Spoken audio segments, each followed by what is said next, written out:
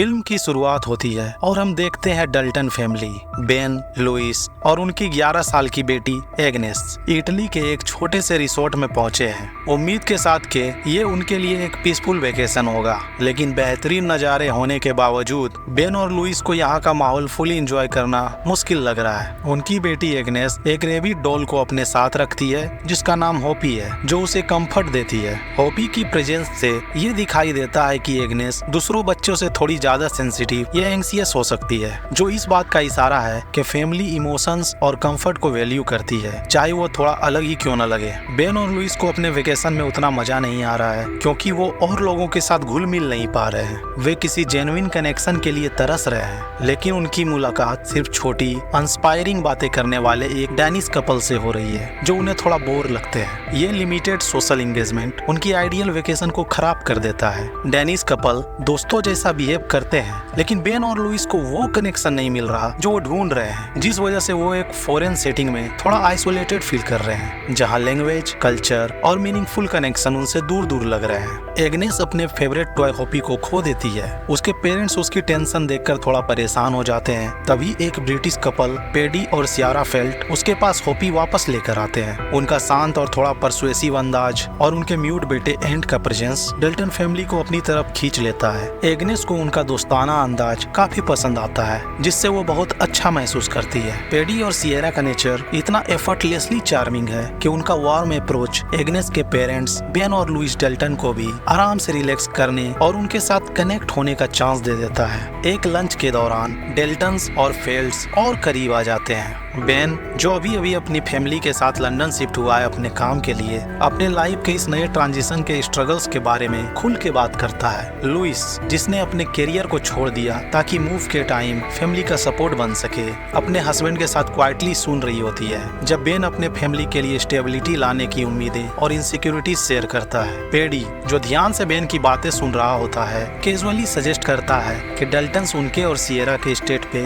एक विजिट करें। उन्हें एक ऐसा ब्रेक मिल सकता है जिसे वो अपनी लाइफ का पेस चेंज कर सके। सीन बदलता है और हम देखते हैं जब डेल्टन्स अपने लंदन वाले लाइफ में वापस आते हैं, उनके पर्सनल स्ट्रगल्स का प्रेशर वापस से उन पर आ जाता है। बेन अपना फ्रस्ट्रेशन एक्सप्रेस करता है क्योंकि उससे एक जॉब अपॉर्चुनिटी मिस हो गई जो उसने सोची थी, और अब उसको अपनी फैमिली की फाइनेंशियल सिक्योरिटी और उनके फ्यूचर को लेकर टेंशन होने लगता है। इसी बीच उसकी बेटी एग्नेस का अपने डॉल पर ज्यादा डिपेंडेंट हो जाना भी उसे दिक्कत में डाल देता है, क्योंकि बेन को लगता है कि ये उसके नए सराउंडिंग्स में एडजस्ट ना कर पाने का सिग्नल है। ये बात बेन को परेशान करती है क्योंकि उसे लगता है ये उसकी बेटी के स्टेबल एनवायरनमेंट की जरूरत को दिखाता है। तभी उन्हें एक पोस्ट कार्ड मिलता है जिसे फेल्ट्स ने भेजा है, जिसमें उन्होंने कंट्री साइड में आने का इन्विटेशन दिया होता है। पहले बेन और लुइस हेजिटेट करते हैं क्योंकि उन्हें लगता है किसी के पर्सनल लाइफ में इतना घुलना मिलना जिसे वो अच्छे से जानते भी नहीं एक रिस्क हो सकता है। लुइस भी अपनी फैमिली को ऐसे स्ट्रेंजर्स के पास ले जाने से थोड़ी हेजिटेंट होती है, लेकिन उनके डेली लाइफ रूटीन और स्ट्रेस से कुछ वक्त दूर रहने का ख्याल धीरे धीरे उन्हें अट्रैक्ट करने लगता है और फेल्ट्स का टेम्पटिंग प्रपोजल उनके दिमाग में घूमता रहता है। फेल्ट का दोस्ताना अंदाज और थोड़ी रिफ्रेशिंग चेंज का सोचकर बेन और लुइस फाइनली इस आइडिया को एक्सेप्ट कर लेते हैं और एक ऐसे जर्नी की तैयारी करते हैं जो अनएक्सपेक्टेड टर्न्स लेकर आ सकती है। डल्टन फैमिली मिक्स्ड फीलिंग्स के साथ फेल्ट्स के स्टेट पे आती है। उम्मीद होती है कि वो खूब एंजॉय करेंगे, लेकिन जल्द ही उन्हें अनईजी फील होने लगता है। डिनर के टाइम फेल्ट्स के घर पे थोड़ा टेंशन आ जाता है जब पेडी, जो होस्ट है, एक पके हुए गूज को प्राउडली प्रेजेंट करता है और वो लुइस को ऑफर करता है, ये जानते हुए भी कि वो वेजिटेरियन है। पेडी का ऑफर उसकी प्रेफरेंस को थोड़ा इग्नोर कर रहा होता है, जिससे लुइस ऑकवर्ड सिचुएशन में आ जाती है। पोलाइट रहने के लिए वो थोड़ा सा टेस्ट करती है, लेकिन टेस्ट बर्दाश्त नहीं होता और जब कोई देख नहीं रहा होता चुपके से उसे उगल देती है। ये इंसिडेंट दिखाता है कि फेल्ट्स बाउंड्रीज को रिस्पेक्ट नहीं करते और डल्टन फैमिली के विजिट का अनकंफर्टेबल टोन सेट हो जाता है। रात में थोड़ी देर बाद बेन कचड़ा फेंकने के बहाने से थोड़ी देर के लिए उस माहौल से निकलने की कोशिश करता है। पेडी और सियरा का बेटा एंट उसके पीछे आता है और अपना मुंह खोल के दिखाता है कि उसकी तो जुबान ही नहीं है। वो ये दिखाकर अपने अनकंफर्टेबल फीलिंग्स बेन के साथ शेयर करने की कोशिश करता है। ये चीज बेन को शॉक कर देती है। वो सोचने लगता है ये बच्चा कितना साइलेंटली सफर कर रहा है, शायद अपने पेरेंट के नेग्लेक्ट या एब्यूज के वजह से। लेकिन बेन प्रॉपरली रिएक्ट नहीं कर पाता क्योंकि वो एक तरफ हेल्प करना चाहता है और दूसरी तरफ वो ये सोचता है कि लोग क्या सोचेंगे। उसकी ये चुप्पी और टेंशन क्रिएट करती है और हिंट देती है कि फेल्ट्स फैमिली के कुछ डार्क सीक्रेट्स हैं जो डल्टन फैमिली धीरे धीरे देख रही है। लेकिन लेकिन उनके पास कुछ करने की पावर नहीं है। अगली सुबह दोनों फैमिलीज टेंशन कम करने के लिए हाइकिंग पर निकलते हैं। जंगल में एग्नेस एक स्विंग सेट के पास आती है और पेडी अचानक एंट को हटा के एग्नेस के लिए जगह बनाता है। ये फोर्सफुल एक्शन जो देखने में छोटा लगता है, लेकिन इसमें पेडी के कंट्रोलिंग नेचर और अपने बेटे से ज्यादा अपीयरेंस की परवाह को दिखाता है। एंट का चुप रहना और बिना कुछ कहे चुपचाप ये सब सहना डिस्टर्बिंग है, जैसे उसे इस तरह के बिहेवियर की आदत है। ये और भी क्लियर कर देता है कि फेल्स के लिए एंट की इम्पोर्टेंस कम है, जो डेल्टन के लिए और भी अनईजी फीलिंग लेकर आता है। जब लुइस अपने गर्दन में दर्द का जिक्र करती है तो पेडी के सजेशन पर सब लोग एक नियर बाय लेक की तरफ निकलते हैं। ये सजेशन बहुत ही अच्छा लगता है, पर यह धीरे धीरे सिचुएशन को कंट्रोल करने की एक कोशिश है, जिसमें वो लुइस और बेन को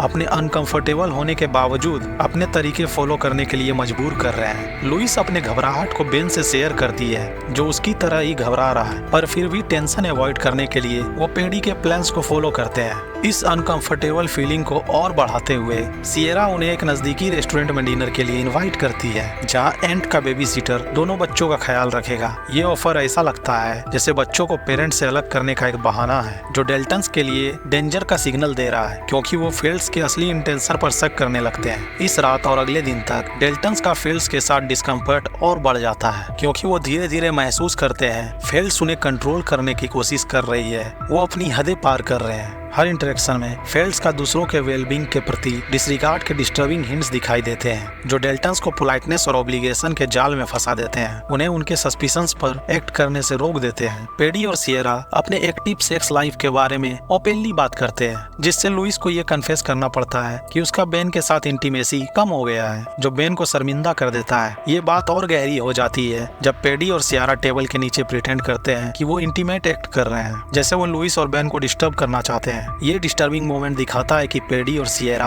बाउंड्रीज को पुश करने में इंटरेस्टेड हैं और सामाजिक तौर तरीकों की परवाह नहीं करते, जिससे लुइस और बेन बहुत ही अनकंफर्टेबल हो जाते हैं। जब ये डिनर चल ही रहा होता है, उसी दौरान एंट एग्नेस को एक प्राइवेट रूम में ले जाता है और हाइड एंड सीक के नाम पर वो अपने बेबी सीटर को दूर रखने का प्लान बना लेता है। एंट एग्नेस को एक ड्रॉअर दिखाता है जिसमें घड़ियां रखी हुई हैं और एक पे डेनिश लैंग्वेज में कुछ लिखा है और किसी और आदमी का नाम इनग्रेव किया गया है। डेनिश नाम का होना एक अजीब मिस्ट्री क्रिएट करता है, जो ये सजेस्ट करता है कि एंट का शायद लुइस और बेन के कल्चर से कोई डार्क कनेक्शन है। फिर एंट अपना टोर्सो दिखाता है, जो बहुत सारे चोट के निशानों से भरा हुआ है, जो एक डिस्टर्बिंग एलिमेंट ऐड करता है और उसके वायलेंट या सफरिंग लाइफ को रिफ्लेक्ट करता है। एंट इंसिस्ट करता है कि एग्नेस चुप रहे ताकि बेबी सीटर उन दोनों को वहां ना पकड़े, और ये टेंशन और बढ़ा देता है, जो एंट के इंटेंशंस पर सवाल उठाता है। बाद में बेन लुइस को उसके पर्सनल रिविलेशन के बारे में कन्फ्रंट करता है और अपना कुछ पुराना गुस्सा एक्सप्रेस करता है एक दूसरे आदमी की फोटो को लेके, जो लुइस के फोन में थी।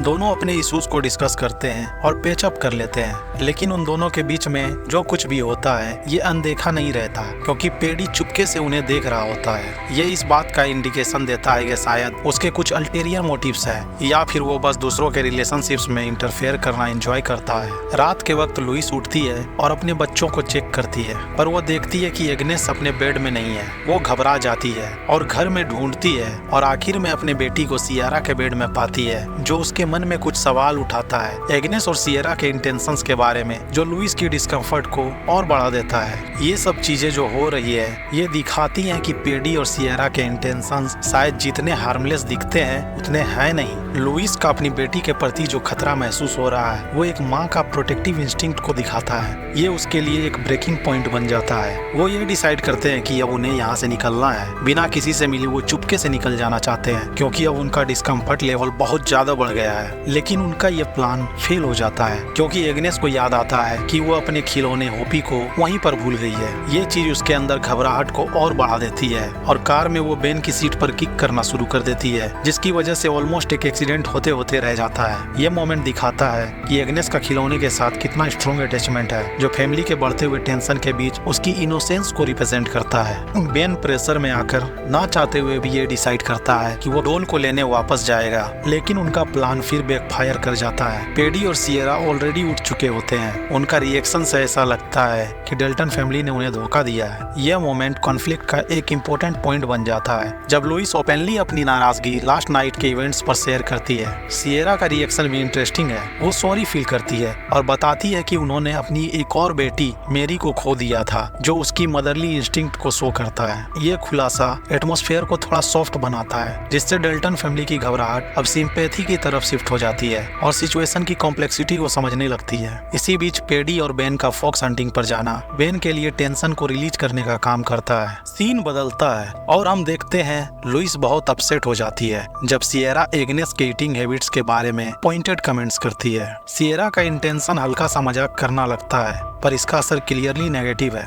जिसकी वजह से उसे माफी मांगनी पड़ती है। लेकिन सिचुएशन को ठीक करने के बजाय पेडी बीच में आता है और सजेस्ट करता है कि लुइस को भी माफी मांगनी चाहिए, जो ऑलरेडी बिगड़ी हुई सिचुएशन में और डिस्कम्फर्ट ऐड करता है। लंच चल ही रहा होता है। एग्नेस और एंट अपनी डांस परफॉर्मेंस से मूड को थोड़ा हल्का करने की कोशिश करते हैं, लेकिन परफॉर्मेंस जल्दी खराब हो जाती है जब पेडी एंट के डांसिंग पर क्रिटिसाइज करना शुरू कर देता है। उसके कठोर शब्द सिर्फ एंट को एम्बेरस नहीं करते बल्कि एग्नेस को भी डरा देते हैं, जो गैदरिंग में छाई हुई वोलेटाइल एटमॉस्फेयर को दिखाता है। ये मोमेंट पावर डायनेमिक्स को हाईलाइट करता है, जहाँ पेडी की डोमिनेटिंग नेचर बच्चों में डर पैदा करता है, ना कि खुशी। सीन बदलता है और पेडी सोने का डिसाइड करता है, जो एंट के लिए एक मौका बनाता है। एंट इस मोमेंट का फायदा उठाते हुए चोरी से पेडी के चाबियों को ले लेता है और एग्नेस को एक छुपी हुई बेसमेंट दिखाता है। ये बेसमेंट कहानी में एक इम्पोर्टेंट जगह बन जाता है जब एंट हैरान कर देने वाली फोटोग्राफ्स का कलेक्शन दिखाता है। हर पिक्चर में फैमिलीज हैं जिनके बच्चे खुश नहीं हैं, जो पेडी और सिएरा के साथ उनके बच्चे के खिलाफ है। इसका मतलब बहुत चिलिंग है। एंट एग्नेस को सिग्नल देता है कि ये कपल एक सिनिस्टर पैटर्न फॉलो करते हैं। उन्होंने पहले की फैमिलीज को खत्म कर दिया है, शायद नए बच्चों को अपने लिए हासिल करने के लिए।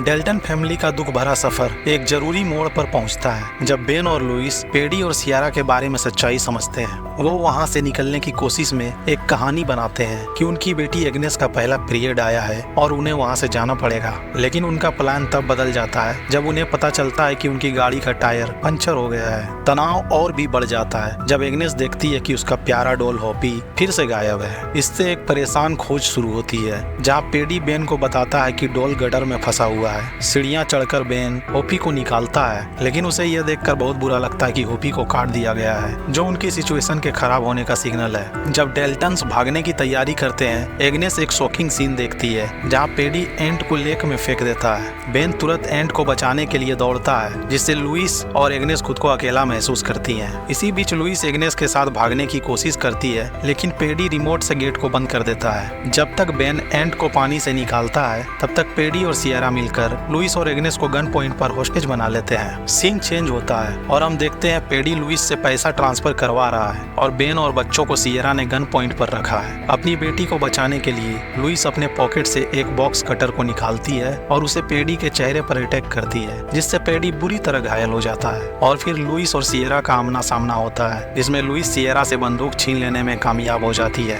इस बीच बेन अपने एग्नेस और एंट के बंधन को काटने में कामयाब होता है और सब वहाँ से भाग निकलने की कोशिश करते हैं। वो कार से निकल ही रहे होते हैं कि उनका किस्मत एक बार फिर से खराब हो जाता है, जब माइक अपनी कार लेकर उनके सामने आ जाता है और उन पर फायर करना शुरू कर देता है, जिस वजह से मजबूरन बेन और लुइस को वापस घर के अंदर जाना पड़ता है। बेन और लुइस जल्दी से एक्शन लेते हैं और बेडरूम के सारे खिड़की और दरवाजे बंद कर देते हैं। बेन एक लिक्वर की बोतल उठाता है और सोचता है कि बार्न को आग लगाकर मदद के लिए सिग्नल देगा, लेकिन उसका प्लान गलत हो जाता है जब वो बोतल पेडी की कार पर गिरता है। जैसे ही केओस बढ़ता है, माइक परिवार पर गोली चलाता है और बेडरूम की तरफ बढ़ता है, जिससे एक खतरनाक आमना सामना होता है बेन और माइक के बीच में। बेन हैमर उठाकर फाइट बैक करने की कोशिश करता है। ये स्ट्रगल ब्रूटल हो जाता है जब माइक बेन को लगभग ओवर पावर कर लेता है। जब लगता है कि सब कुछ खत्म हो गया, लुइस बीच में आ जाती है और हैमर उठाकर माइक के सर में घुसा देती है, अपने परिवार को बचाने की अपनी स्ट्रॉन्ग डिटर्मिनेशन को दिखाते हुए।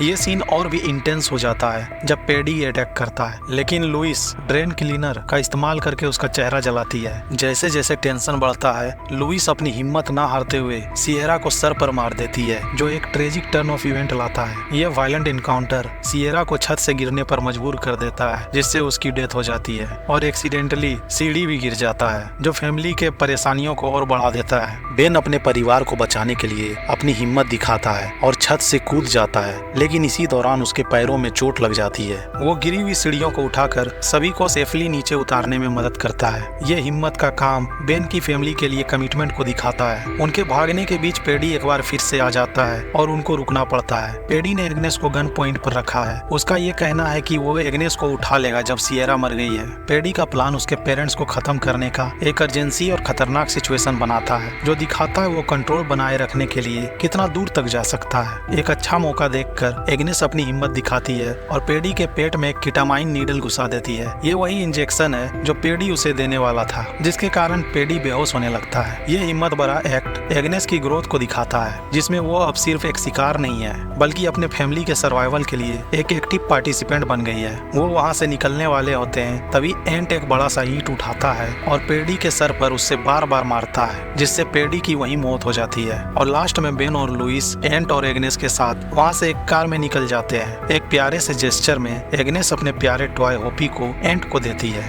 ये पल फैमिली के बीच की बॉन्डिंग को दिखाता है। तो दोस्तों, बेन और लुइस अपनी फैमिली को बचाने में कामयाब हो गए, लेकिन क्या आयरिस खुद को एक बेरहम सीरियल किलर से बचा पाएगी? ये जानने के लिए देखिए डोंट मूव फिल्म की एक्सप्लेनेशन जो आपके स्क्रीन पर आ रही है। और इसी के साथ इस वीडियो को एंड करते हैं और मिलते हैं नेक्स्ट एक्सप्लेनेशन के साथ।